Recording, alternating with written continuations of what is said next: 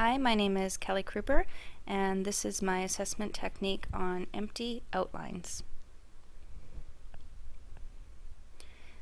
The empty outline technique aids instructors by measuring how well students have grasped important points of a lecture, reading, or audiovisual presentation.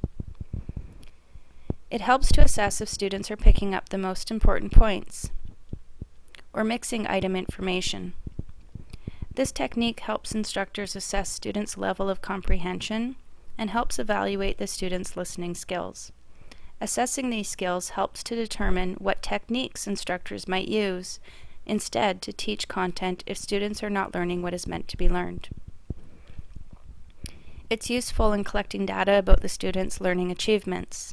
What have they successfully remembered? This technique aids the learner's ability to recall and organize the main points of a lesson.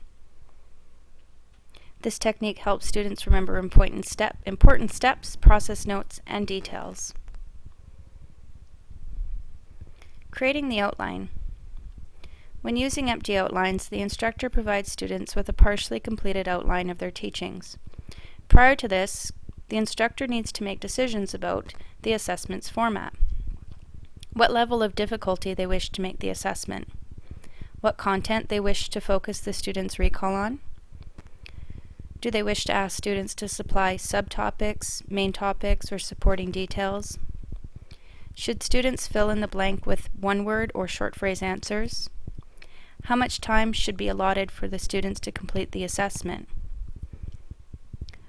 Decide on the purpose for asking students to complete this assessment, and decide how feedback will be provided.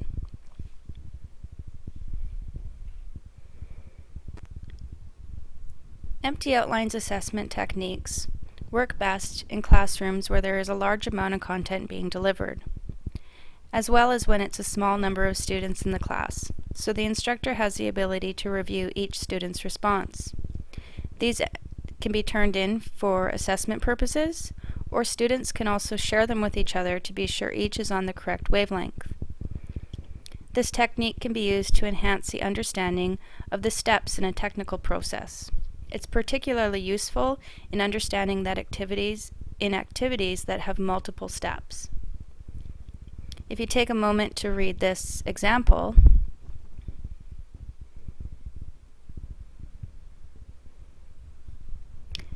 this outline is asking for one-word answers to aid in the student's ability to recall steps. Limitations. In a large classroom, the instructor would have limited time to review each student's response and thoroughly assess what and how each student is learning.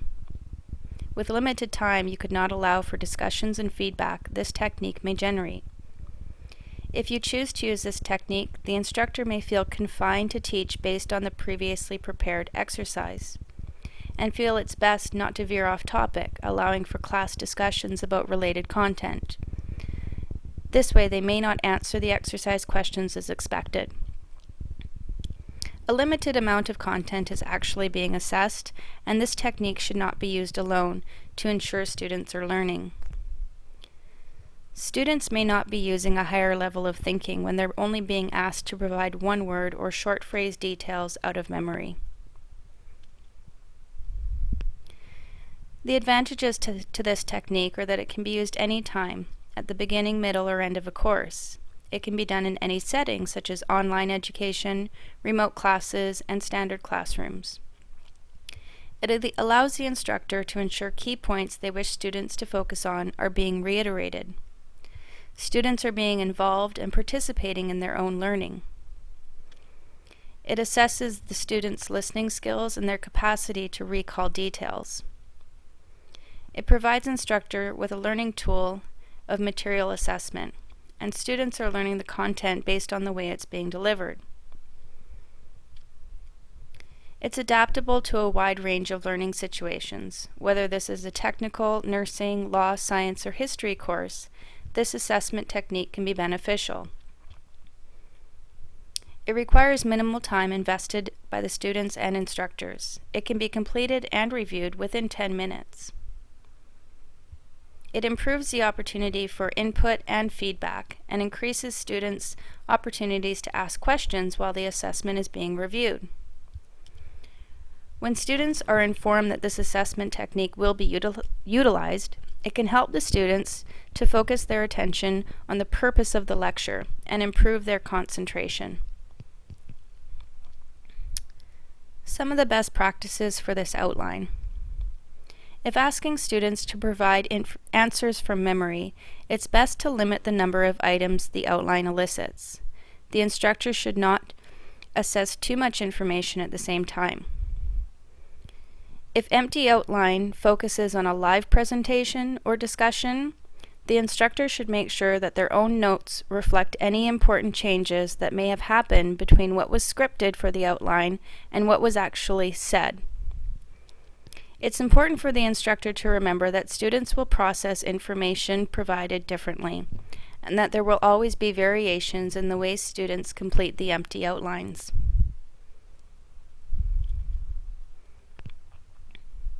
How will you provide feedback to the learners? Instructors will discuss the empty outline exercise immediately following or at the beginning of next class, which acts as another great review of the content. They'll review each student's exercise and discuss the answers as a group. In class, they'll provide the students with the